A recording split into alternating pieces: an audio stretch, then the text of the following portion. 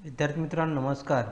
मी doctor Bharat Yelgadakh, सहाय्यक प्राध्यापक department of geography, KRT BH commerce and science, popularly known as a KT चंग college.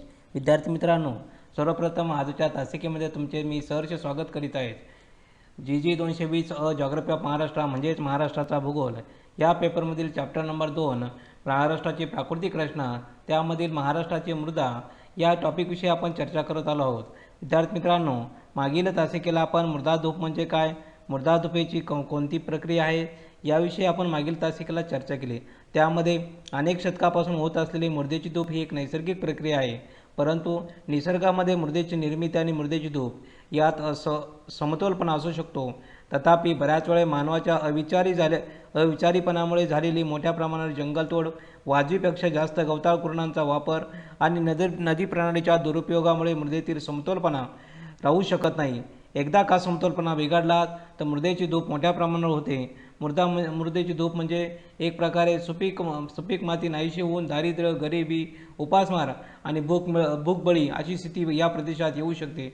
म्हणजे अशा थोडक्यात आपण आज बघितलं की मृदा धूप किती महाभयंकर समस्या निर्माण होऊ शकते हे आपण मागील तासिकेला बघितलं. विद्यार्थी मित्रांनो, महाराष्ट्राच्या मृदेची धुपेची प्रमुख कारणं कोणकोणती म्हणजे भूप्रदेशाचा सर्वसाधारण उतार असेल, मातीचे स्वरूप असेल, पावसाचे वार्षिक वितरण व क्षमता असेल, जंगलतोड असेल, गवताळ कुरणांचा वाजवीपेक्षा जास्त वापर असेल, स्थलांतरित शेती असेल किंवा शेती करण्याच्या अयोग्य पद्धती असेल याविषयी आपण मागील तासिकेला चर्चा केली आहे.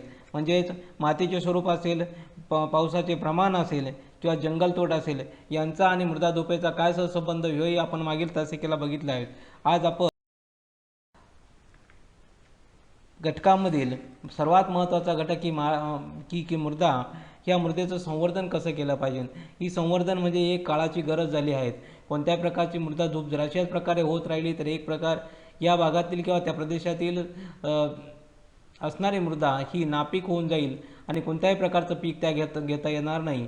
याचा हाच विचार ठेवून महाराष्ट्र सरकार असेल, भारत सरकार असेल, किंवा प्रत्येक प्रदेशातला माणूस असेल त्याने मृदा संधारण ही एक गरज आहे किंवा मृदा संधारणाची ही संकल्पना प्रत्येकाच्या मध्ये बिंबवली गेली पाहिजे किंवा त्याच्या मोठ्या प्रमाणात जागृती झाली गेली पाहिजे. ह्यासाठी मृदा संधारण हा टॉपिक आज आपण बघणार आहोत.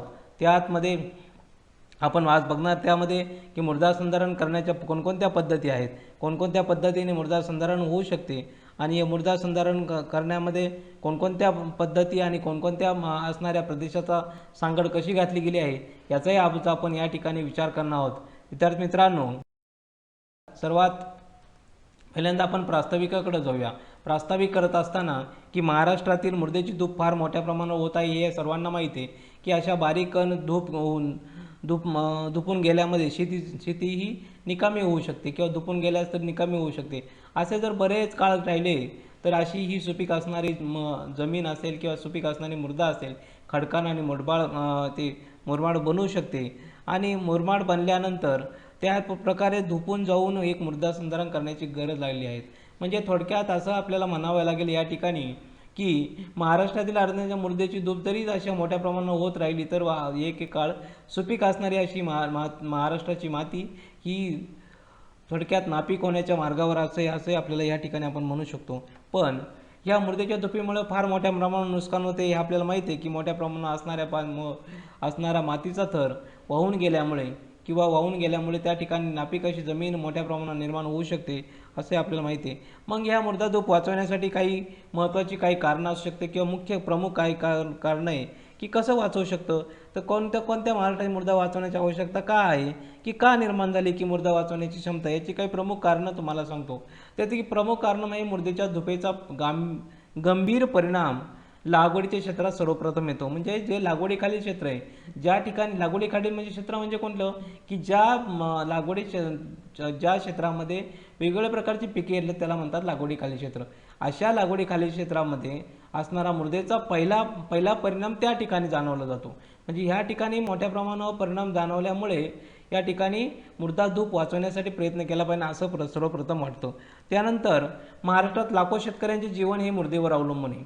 म्हणजे चांगल्या प्रकारची मृदा आहे. तुम्हाला माहिती आहे काळी कापसाची मृदा ही महाराष्ट्रातील सर्वात मोठ्या प्रमाणावर मृदा आपल्याला माहिती आहे. म्हणजे जर ह्याच प्रकारची मृदा जर अवलंबून असेल आणि भविष्यकाळ असेल किंवा भूतकाळ असेल किंवा येणारा काळ असेल, या प्रत्येक याच्यावरती ह्या मृदाधूपवरती विचार करणे सर्वात महत्त्वाचे कारण महाराष्ट्रातील शेतकरी हा या मृदेवर अवलंबून आहे आणि मृदाधूप थांबली गेली पाहिजे किंवा जाणीव जागृती झाली पाहिजे हे आपण या ठिकाणी बघू शकतो. त्यानंतर पुढचं एक शेवटचं कारण आहे की मातीची धूप अशीच होत राहिली तर पुढच्या पिढीला त्याचे परिणाम भोगावे लागतील आणि त्याचाच एक अनिष्ट परिणाम असा होईल की तो कुठल्या व्यवसायावर होऊ शकतो, तो फक्त आणि फक्त शेती व्यवसायावरच होऊ शकतो असं आपल्याला या ठिकाणी नमूद करावं लागेल. म्हणजेच अशा प्रकारे ह्या 3 प्रमुख कारणं आहेत.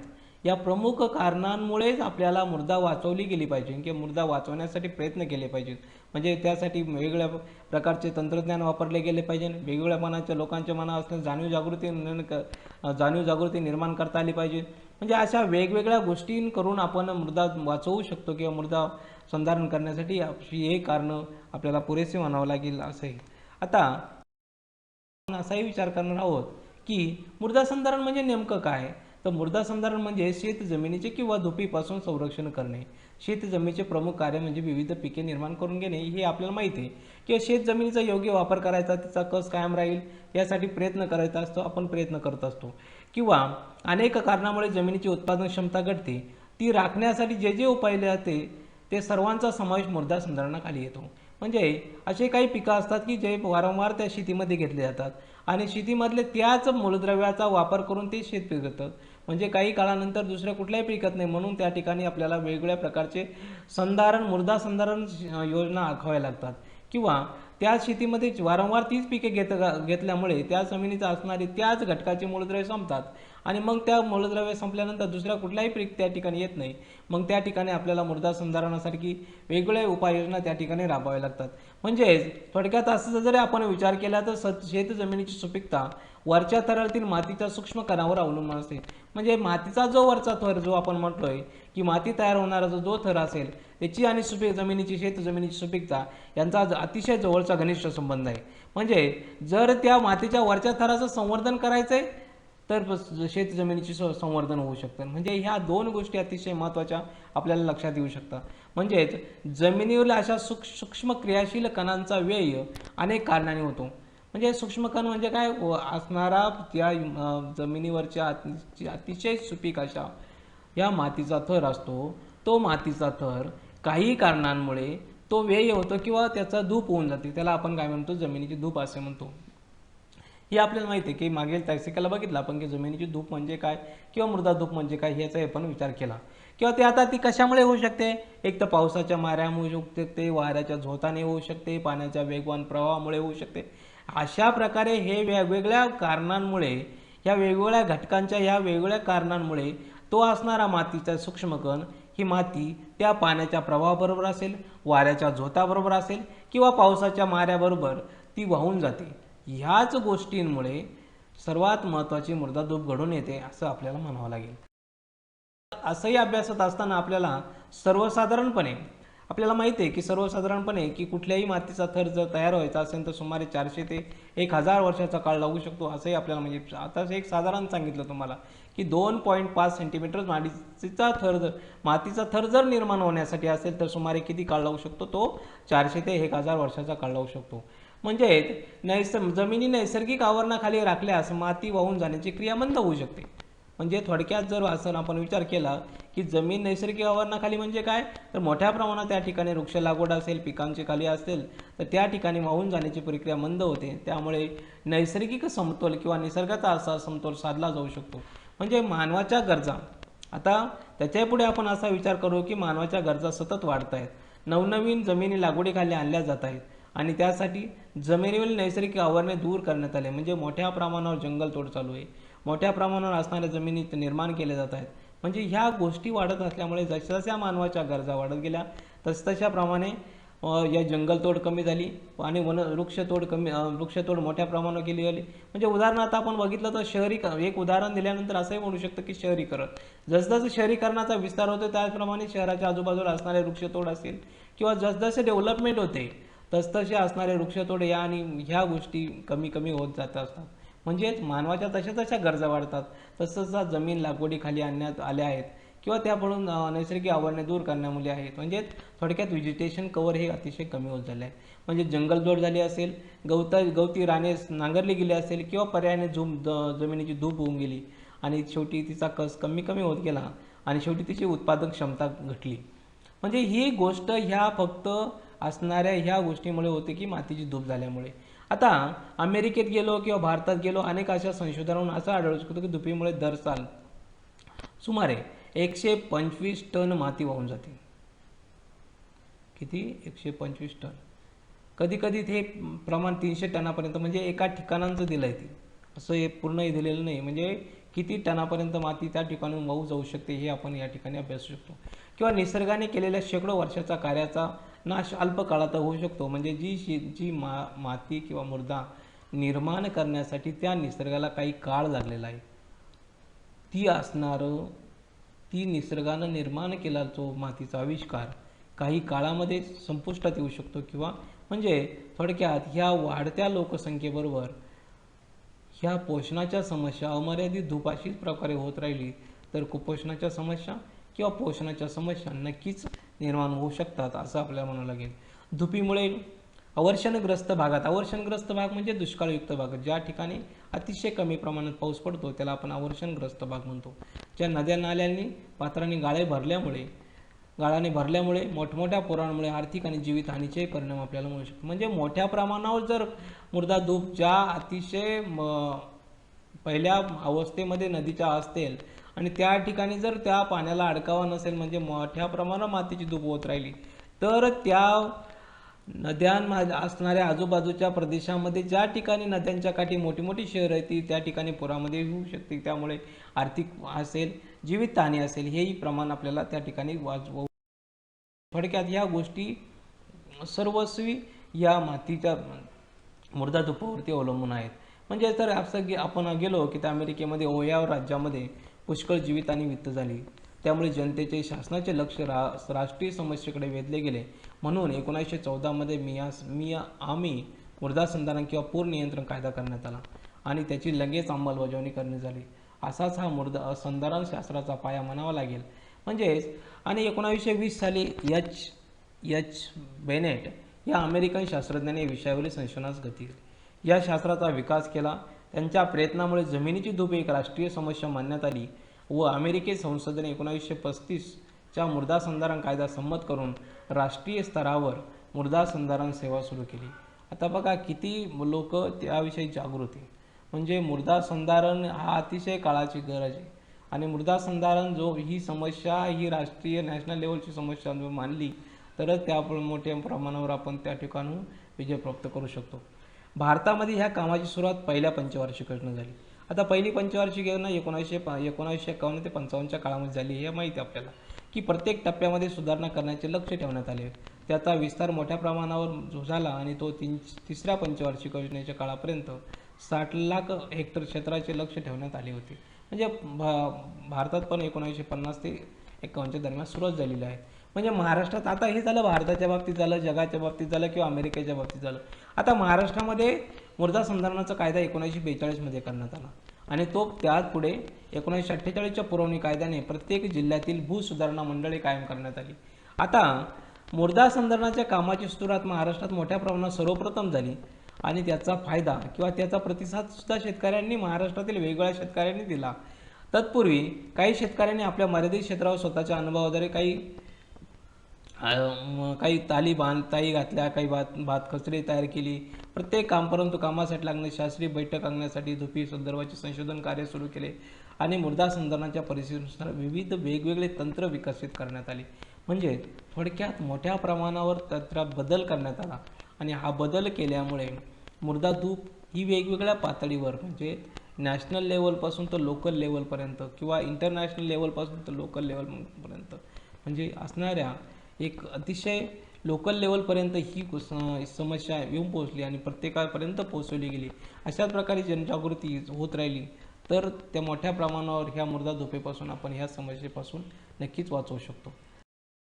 आहोत आपण की या मृदा संधारण करण्याच्या वेगवेगळ्या पद्धती. आता या पद्धती कोणकोणत्या आहेत त्या पद्धती आपल्याला अभ्यासायला. पहिल्यांदा पहिली पद्धती मृदेवर संरक्षित आवरणे निर्माण करणे. आता संरक्षित आवरण निर्माण करायचं म्हणजे नेमकं काय करायचं ते बघणार आहोत आपण. त्यानंतर मृदा धरून ठेवण्याच्या पिकांची लागवड करायची. त्यानंतर पुढचं एक आहे पूर नियंत्रण करायचं. आणि त्यानंतर पुढे गुरांना किंवा पाळीव जनावरांना चराऊ प्रदेशात निर्बंध टाकायचे, हेही एक आहे. त्यानंतर पूर नियंत्रण आणायचं. त्यानंतर बंदिस्ती करायची. अशा वेगवेगळ्या ह्या प्रमुख 5 घटकांच्या आधारे आपण असणाऱ्या प्रदेशाची मृदा संधारण करू शकतो. पहिला भाग बघणार आहोत, मृदेवर संरक्षित आव्हाने निर्माण करणे. म्हणजे भूप्रदेशावर जेवढे पर्जन्य पडते किंवा जेवढे पाणी पडते, म्हणजे थोडक्यात पाऊस पडतो, जेवढा पर्जन्य म्हणजे पाऊस पडतो आणि ते पाणी जे जमिनीत मुरले पाहिजे असा प्रत्येकाचा आग्रह असतो. परंतु जर समजा ते मुरले नाही तर मातीची धूप बरेच मोठ्या प्रमाणावर होत राहील. म्हणजे अशी जर गोष्ट झाली तर याचा म्हणजेच आता ही पुढं आपण बघू की शेती व्यवसायासाठी देशात चांगल्या प्रकारच्या अरण्याची अत्यंत आवश्यकता असते. म्हणजेच जर शेती व्यवसाय चांगला विकसित व्हायचा असेल तर ह्याही गोष्टी असल्या पाहिजेत. म्हणजेच वृक्षाची जोपासना पर्वतावर असलेल्या नद्यांचे मार्ग नियंत्रित करत असतात, झरे नियमित होत असतात, मृदेवरती खाचरे निसर्ग भरून काढत असतो. म्हणजे प्रत्येक गोष्टी हा निसर्ग त्याचा समतोल ढासळून देत नाही, पण हा समतोल ढासळून न देण्यासाठी मृदेवर संरक्षण आवरण निर्माण करणे ही अतिशय गरज. संरक्षण आवरण निर्माण म्हणजे काय करायचं, त्या ठिकाणी वृक्ष लागवड केली पाहिजे. काही प्रमाणामध्ये कार्य सोडून दिल्यास भूप्रदेशाच्या काळजींची निसर्ग काळजी घेतो. अर्थात मृदा ठेवण्यासाठी वनस्पतीचे आवरण आवश्यकच आहे. म्हणजे शेतीमुळे निसर्गाच्या कार्यात अडथळा येऊ शकतो असे आपल्याला या ठिकाणी नमूद करावं लागेल. आपण अशा काही प्रदेशामध्ये गेलो तर शांत वनस्पतींचे आच्छादन राखण्यात खंड पडला तर मोठ्या प्रमाणावर राहू दिलं तर वनस्पतींचे योग्य इलाज करून रोग निश्चित बरा होऊ शकतो असंही आपल्याला या ठिकाणी म्हणावं लागेल. म्हणजेच निसर्ग हा त्या ठिकाणी वेगळ्या प्रकारच्या वेगळ्या प्रकारचे वृक्ष ऑटोमॅटिक किंवा उगवली जातात. म्हणजेच साह्याने काही डोंगराळ प्रदेशामध्ये वृक्ष लागवडही केली जाऊ शकते. म्हणजेच अशा मृदेचं संरक्षण करण्यासाठी वृक्ष लागवड किंवा वृक्षारोपण हा एक चांगला मार्ग या ठिकाणी आपल्याला म्हणावं लागेल. म्हणजे ज्या ठिकाणी ही अतिशय नापीक जमीन आहे किंवा ज्या ठिकाणी कुठल्याही प्रकारचे पीक घेतलं जाऊ शकत नाही त्या ठिकाणी वृक्षारोपण करणे हा अतिशय गरजेचं आहे. म्हणजे प्रत्येकाने त्या प्रत्येक या पृथ्वी तलावर त्या प्रत्येक माणसाने ह्या मृदा संरक्षण केल्यानंतर ऑटोमॅटिक मृदा जर संरक्षण केली तर मोठ्या प्रमाणावर त्या ठिकाणी वृक्ष निर्माण होऊ शकतील. म्हणजे एकमेकांच्या गोष्टी एकमेकावरती अवलंबून आहे. त्या जो घटक आपण मृदा धरून ठेवणाऱ्या पिकांची लागवड करायची.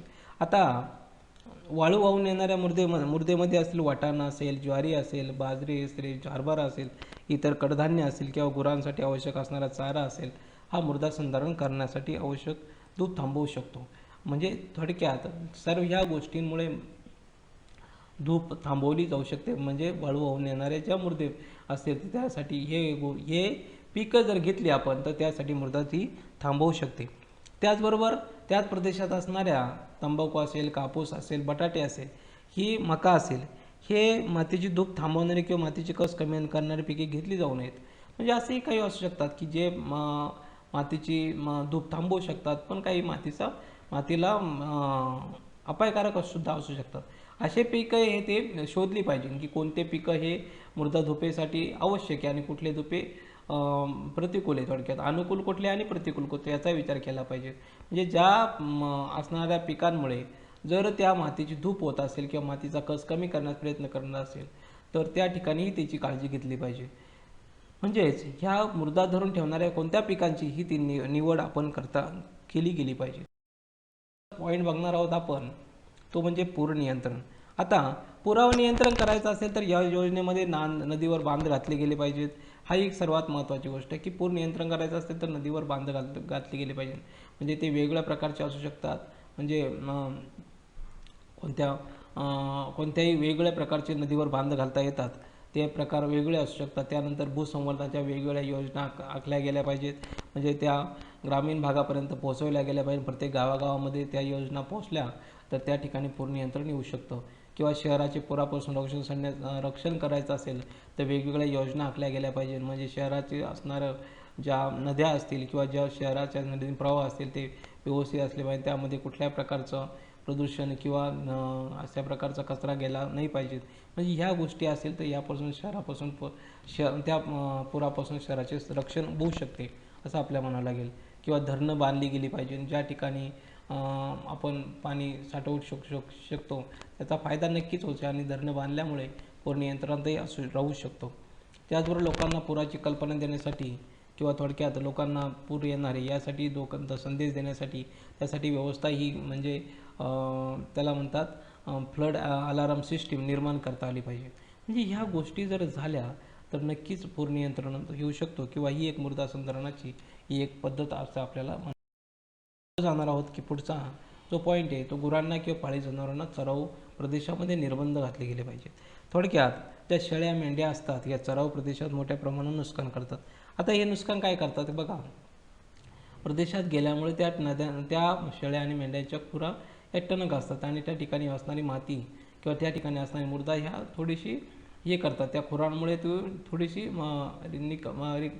रिकामी होते आणि त्या ठिकाणी पाण्याबरोबर ती वाहत जाते. म्हणजेच ह्या प्रदेशात गेल्यामुळे त्या मोठ्या प्रमाणावर त्या प्रदेशातली मृदा वाहून जाऊ शकते, मृदा धूप होऊ शकते. त्यानंतर याचा फायदा नैसर्गिक वनस्पती लागवड करण्यामध्ये मृदेची धूप व गुरांचे नियंत्रण केले तर मोठ्या प्रमाणात त्या ठिकाणी असणारे वनस्पती त्या प्रदेशामध्ये येऊ शकतात असे आपल्याला म्हणावं लागेल. किंवा जनावरांच्या प्रजनन काळामध्ये म्हणजे जर पाऊस पडत असेल तर कुरण असतील किंवा ज्यासाठी जंगले असतील किंवा ज्या भागामध्ये गवत असेल अशा भागामध्ये यांना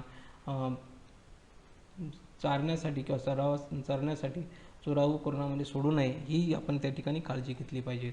त्याचबरोबर कारण गवताची बी असेल किंवा वृक्षाचं बी असेल त्या उगवण्याच्या आधीच ते खाण्याची शक्यता असते. म्हणजे थोडक्यात मोठ्या प्रमाणावर ही धूप या ठिकाणी आपण थांबवू शकतो. त्यासाठी असणारे पाळीव प्राणी असतील किंवा गुरं असतील हे आपण त्या ठिकाणी चराऊ प्रदेशामध्ये निर्बंध घातले गेले तर हाही एक समस्या ती मृदा संधारणासाठी आपण ही एक पद्धत अवलंबू शकतो.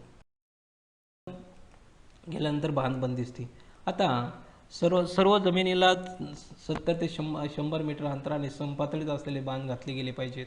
त्यामुळे पाणी मृदेच्या कोपऱ्यात न थांबता ठिकठिकाणी बांधावर अडविले जाऊ शकते आणि बांधासारख्या पातळीमध्ये असल्याने संबंध शेतभर पाणी पसरल्याने शेतीला पुरेशा प्रमाणात पाणी मिळते. पाण्याने वाहून आणलेली माती बांधाच्या वरच्या बाजूला वर सर्व शेतभर सारखी पसरून आढळून राहू शकते.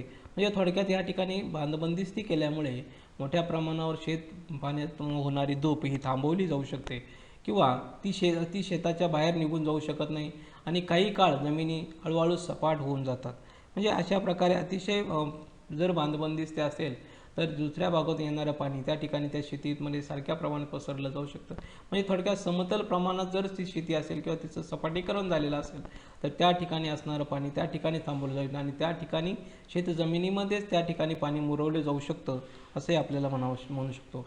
म्हणजे पावसाचे पाणी जमिनीत मुरल्यामुळे त्या भागात असणाऱ्या विहिरी असतील किंवा जलसिंचनाचे काही स्रोत असतील तर त्यांना मोठ्या प्रमाणात पाण्याचा पुरवठा होऊ शकतो आणि जर उत्पन्न असेल तर पाण्याचा पुरवठा नद्यांना पुष्कळ झरेही त्या ठिकाणी उत्पन्न होऊ शकतात आणि मोठ्या प्रमाणावरती म्हणजे बंदिस्तीचा फायदा नक्कीच आहे असं आपल्याला या ठिकाणी नमूद करावं. यानंतर पुढे आपण गेल्यानंतर की महाराष्ट्रामध्ये जमिनीची मृद जलधारण क्षमता ही 125 लाख हेक्टर आहे असा अंदाज आहे. पाण्याच्या निकृष्ट प्रतीचा निचरा होण्यासाठी जमिनी सुधारणा दरवर्षी 700 ते 800 हेक्टर जमिनीची मृदा संधारण केली जाते असे माहिती. पण जेथे पावसाचे प्रमाण अनिश्चित आहे ज्यामध्ये उंच सकल टेकड्यांचा सुद्धा समपातळी व खंदक खणले जातात, पाणी अडविले जाते आणि पाणी अडविल्यामुळे त्यावरती सभोवतील झाडे लावली जातात. त्याचा परिणाम होऊन काय होतं तर पाण्याच्या पातळीमध्ये वाढ होते, मृदा थांबते, हळूहळू टेकड्या हिरव्यागार होतात, वनस्पतीचे आच्छादन वाढते, त्याच्यामुळे हवामानात बदल होतो आणि त्यामुळे पावसाचे प्रमाण वाढते. म्हणजे मृदा धूप ही मृदा संधारण किती महत्त्वाचा घटक आहे बघा. मृदा धूप थांबली तर त्यामुळे पाण्याची वाढ होऊ शकते, वेगवेगळ्या टेकड्या हिरव्यागार होऊ शकतात, वनस्पतीचे आच्छादन वाढते, हवामानात बदल होतो, शुद्ध हवा मिळते माणसांना, त्यानंतर पावसाचे प्रमाण वाढते. म्हणजे सर्व गोष्टी ह्या मृदा धुपेवरती म्हणजे एक गोष्ट चांगली केली तर 1000 गोष्टी चांगल्या होऊ शकतात. याचं उदाहरण आपल्याला म्हणावं लागेल. भरपूर पाऊस पडणाऱ्या प्रदेशामध्ये पाणी जिरवण्याचा प्रश्न उद्भवत नाही, फक्त पाणीच निघून जाईल याची व्यवस्था करावी लागते. काही टेकड्यांच्या उतारावर शेताच्या कडेला बांध घालावे लागतात. अशाही गोष्टी आपल्याला या ठिकाणी कराव्या लागतात. काही ठिकाणी उतारलेली मृदा ही भाता पिकाखाली आणण्याच्या दृष्टीने मृदा सुधारण केली जाते, त्याला उतारलेली बांधबंदिस्ती असं म्हणतात. मग आता ती उतारलेली बांधबंदिस्ती म्हणजे कसं आहे, ते पायऱ्या पायऱ्याची शेती केली जाते. म्हणजे त्या ठिकाणी मृदा ही संधारण करण्याची एक पद्धत आहे. वेगवेगळ्या प्रकारच्या मृदा संधारण केल्यामुळे, त्या ठिकाणी टप्प्याटप्प्याची शेती केल्यामुळे त्या ठिकाणी मृदा संधारण हे होतं. पुढे गेल्यानंतर आपण की नाला बंदिस्ती असेल, या नाला बंदिस्ती किंवा नाला बंडिंग म्हणतो आपण त्याला, नाला बंदिस्ती हा एक देखील मृदा संधारणाचा प्रकार आहे. महाराष्ट्रामध्ये सुमारे 16,000 नाल्यावर बांधबंदिस्ती करावीच पाहिजे असा निष्कर्ष काढला गेला होता.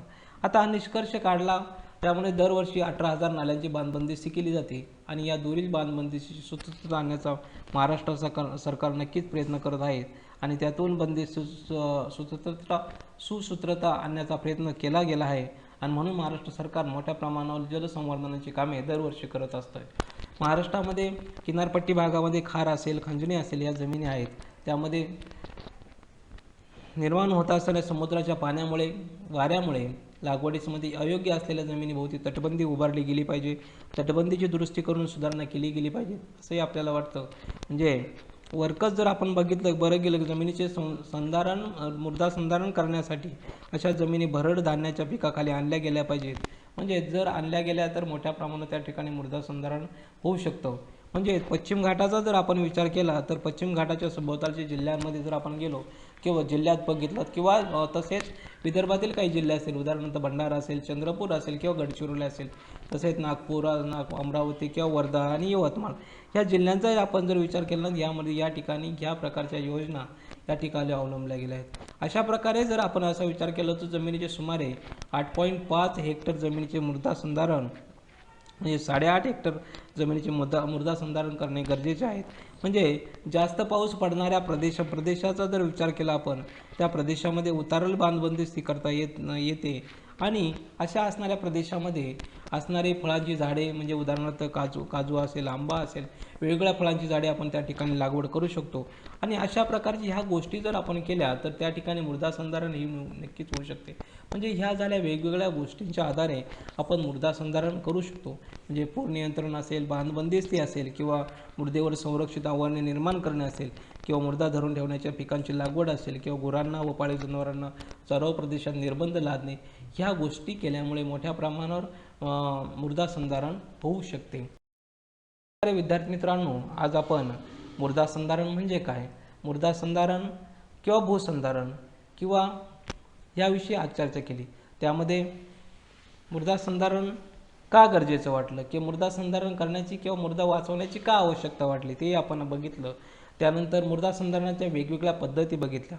मृदेवर संरक्षित आवरणे निर्माण करणे असेल किंवा मृदा धरून ठेवण्याच्या पिकाची लागवड करणे असेल, त्याचबरोबर गुरांना किंवा पाळीव जनावरांना चराव प्रदेशात निर्बंध घालणे असेल, पूर नियंत्रण असेल, बांधबंदिस्ती असेल, ह्या गोष्टी आपण बघितल्या. आणि त्याचबरोबर उतारलेली बांधबंदिस्ती म्हणजे काय, समतल प्रकारचे चर म्हणजे काय किंवा असणाऱ्या जमिनीचं सपाटीकरण असेल, असे वेगवेगळ्या प्रकारच्या जर नाला बांधबंदिस्ती असेल, या वेगवेगळ्या गोष्टी केल्यामुळे मृदा संधारण नक्कीच होऊ शकते ना. ह्या समस्येतून नक्कीच उपाय किंवा समस्या सोडवण्यासाठी आपण प्रयत्न करू शकतो. म्हणजेच ह्या जर ही एक समस्या सोडली तर अनेक समस्या ही सुटू शकतात. म्हणजे उदाहरणार्थ हवामानाची समस्या असेल, निसर्गाचा समतोल असेल किंवा उघडे पडलेले डोंगर असेल, ते ही वृक्षारोपण केल्यामुळे हिरवेगार होऊ शकतात. म्हणजे एक समस्या सोडल्यानंतर किंवा पुरासारखी समस्या असेल, म्हणजे एक समस्या सोडल्यानंतर हजारो समस्या सुटतात असं आपल्याला म्हणावं लागेल.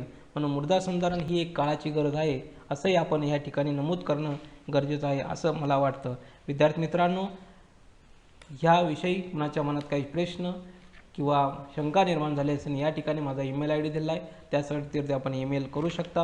विद्यार्थी मित्रांनो, आज आपण चॅप्टर नंबर 2 ह्या महाराष्ट्राची प्राकृतिक रचना हा टॉपिक संपला आहे. याच आठवड्यामध्ये कधीतरी एक दिवस तुम्हासाठी 30 मार्काची प्रश्नपत्रिका किंवा 30 मार्काची सराव चाचणी घेण्यात येईल. ती सराव चाचणी प्रत्येकाने सोडवणे गरजेचे आहेत. म्हणजेच ज्यावेळेस तुमच्या इंटरनल्स किंवा अंतर्गत गुणवत्ता प्रश्न येईल त्यावेळेस तुम्हाला ह्या प्रत्येक चाचणीचे गुण पकडले जातील. त्याचबरोबर मी मागील तासिकेला एक सांगितलं होतं की प्रत्येक विद्यार्थ्याने आपल्या व्हिडिओ बघून आपल्या स्वतःच्या नोट्स आपल्या वहीमध्ये किंवा आपल्या नोटबुकमध्ये तयार कराव्यात. अब ह्या झालेल्या नोटबुक आता पुढील काही तासकामध्ये प्रत्येकाने आपल्या त्या मोबाईलमध्ये त्याचा फोटो काढून प्रत्येकाने आपल्या टीचरबरोबर शेअर करणे गरजेचे आहे. मी ज्यावेळेस सूचना देईल की तुम्ही तुमचा असाइनमेंट किंवा ती वही नोटबुक मला तुम्ही तुमच्या याच्यावरनं शेअर करा, त्यावेळेस तुम्ही ती मला शेअर करायची. यासाठी प्रत्येकानं आपल्या वहीमध्ये जर केल्या नसतील तर पहिल्यापासून प्रत्येक पॉईंटनुसार, प्रत्येक टॉपिकनुसार प्रत्येकाने आपल्या स्वतःच्या स्वहस्ताक्षरामध्ये नोट्स तयार करा. मी तुम्हाला ह्या व्हिडिओच्या आधारे प्रत्येकाने आपल्या नोट्स या आपल्या वहीमध्ये असल्या पाहिजे, त्याचा फायदा तुम्हाला नक्कीच होईल. धन्यवाद. Thank you very much.